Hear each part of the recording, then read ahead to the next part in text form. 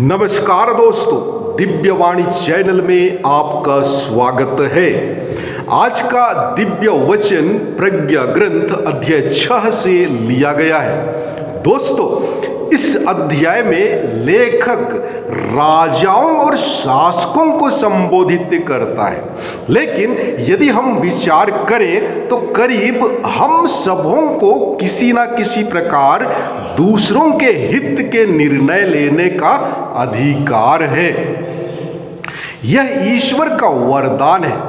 जितना हमारा अधिकार होता है उतना ही हमारा उत्तरदायित्व भी होता है। ईश्वर द्वारा दिए हुए वरदानों के लिए उसके सामने लेखा मांगा जाएगा। ईश्वर किसी के साथ भेदभाव नहीं करता। ईश्वर दरिद्रों के साथ विनम्रता से तथा घमंडियों के साथ कठोरता से व्यवहार करता है।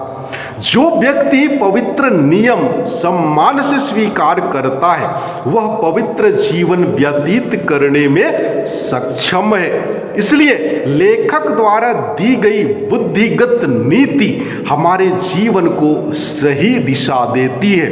तो चलिए प्रज्ञा की सुने। वचन कहता है, राजाओं सुनो और समझो, पृथ्वी भर के शासकों शिक्षा ग्रहण करो। तुम जो बहुसंख्यक लोगों पर अधिकार जताते हो और बहुत से राष्ट्रों का शासन करने पर गर्व करते हो, मेरी बातों पर कान दो, क्योंकि प्रभु ने तुम्हें प्रभुत्व प्रदान किया। सर्वोच्च ईश्वर ने तुम्हें अधिकार दिया। वही तुम्हारे कार्यों का लेखा लेगा और तुम्हारे विचारों की जांच करेगा। तुम उसके राज्य के सेवक मात्र हो। इसलिए यदि तुमने सच्चा न्याय नहीं किया, विधि का पालन नहीं किया और ईश्वर की इच्छा पूरी नहीं की, तो वह भीषण रूप में अचानक तुम्हारे सामने प्रकट होगा, क्योंकि उच्च अधिकारियों का कठोर न्याय किया जाएगा। जो दीनहीन है वह क्षमा और दया का पात्र है, किंतु जो शक्तिशाली है उनकी कड़ी परीक्षा ली जाएगी। सर्वेश्वर पक्षपात नहीं करता और बड़ों के सामने नहीं झुकता, क्योंकि उसी ने छोटे और बड़े दोनों को बनाया और वह सबका समान ध्यान रखता है। किंतु शक्तिशालियों की कठोर परीक्षा ली जाएगी। इसलिए शासकों, मैं तुम्हें शिक्षा देता हूं, जिससे तुम प्रजा प्राप्त करो और विनाश से बचे रहो, क्योंकि जो पवित्र नियमों का श्रद्धा पूर्वक पालन करते हैं वे पवित्र माने जाएंगे, और जो उन नियमों से शिक्षा ग्रहण करेंगे वे उनके आधार पर अपनी सफाई दे सकेंगे। इसलिए मेरी इन बातों को अपनाओ और इनका मनन करो, जिससे तुम्हें शिक्षा प्राप्त हो। प्रज्ञा दीप्यमान है, वह कभी मलिन नहीं होती। जो लोग उसे प्यार करते हैं वे उसे सहज ही पहचानते हैं। जो उसे खोजते हैं वे उसे प्राप्त कर लेते हैं। जो उसे चाहते हैं वह स्वयं आकर उन्हें अपना परिचय देती है। जो उसे खोजने के लिए बड़े सवेरे उठते हैं उन्हें परिश्रम नहीं करना पड़ेगा। वे उसे अपने द्वार के सामने बैठा हुआ पाएंगे। उस पर मनन करना बुद्धिमानी की परिपूर्णता है। जो उसके लिए जागरण करेगा वह शीघ्र ही पूर्ण शांति प्राप्त करेगा। वह स्वयं उन लोगों की खोज में निकलती है जो उसके योग्य है। वह कृपा पूर्वक उन्हें मार्ग में दिखाई देती है और उनके प्रत्येक विचार में उनसे मिलने आती है। शिक्षा की संदीक्षा प्रज्ञा का प्रारंभ है। शिक्षा की संदीक्षा प्रज्ञा का प्रेम है। शिक्षा का प्रेम उसकी आज्ञाओं का पालन है।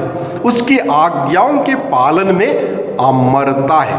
अमरता ईश्वर के निकट पहुंचाती है। इसलिए प्रज्ञा की सदीक्षा राजत्व दिलाती है। राष्ट्रों के शासकों, यदि तुम्हें सिंहासन और मुकुट प्रिय है तो प्रज्ञा पर श्रद्धा रखो, जिससे तुम अनंत काल तक राज्य कर सको। प्रज्ञा क्या है और वह कहाँ से उत्पन्न होती है, मैं यह प्रकट करूंगा। मैं तुमसे रहस्य नहीं छिपाऊंगा, मैं उसकी उत्पत्ति के रहस्य का पता लगाऊंगा। मैं उसके विषय में अपनी जानकारी प्रकाश में लाऊंगा और सत्य के मार्ग से नहीं भटकूंगा। मैं घुलाने वाली ईर्ष्या का साथ नहीं दूंगा, क्योंकि इसका प्रज्ञा से कोई संबंध नहीं। बुद्धिमानों की भारी संख्या में संसार का कल्याण है। बुद्धिमान राजा अपनी प्रजा का आश्रय है, इसलिए मेरी शिक्षा ग्रहण करो, उससे तुम्हें लाभ होगा। दोस्तों, एक बात सत्य है कि प्रज्ञा मनुष्य से मिलने आती है। यहाँ पर प्रज्ञा ग्रंथ अध्याय 6 पद संख्या 12 से 21 तक में प्रज्ञा का मानवीकरण किया गया है। वह अपने अनुयायियों को खोजती है। प्रज्ञा के बारे में सोचना ही बुद्धिमान व्यक्ति का संकेत है। जो अपनी प्रज्ञा से सतर्क रहता है, वह संसार के तनावों से मुक्त रहता है। प्रज्ञा के प्रति प्यार जगाने से हमारा जीवन स्वतः अनुशासित होता है। नियमों के प्रति प्यार मानव को अमरता की ओर ले जाता है। कुछ विद्वान दूसरों को अपना ज्ञान नहीं देना चाहते। इनसे विपरीत दिव्य प्रज्ञा से अलंकृत पुरुष प्रज्ञा का वरदान औरों को देने के लिए उत्सुक रहता है।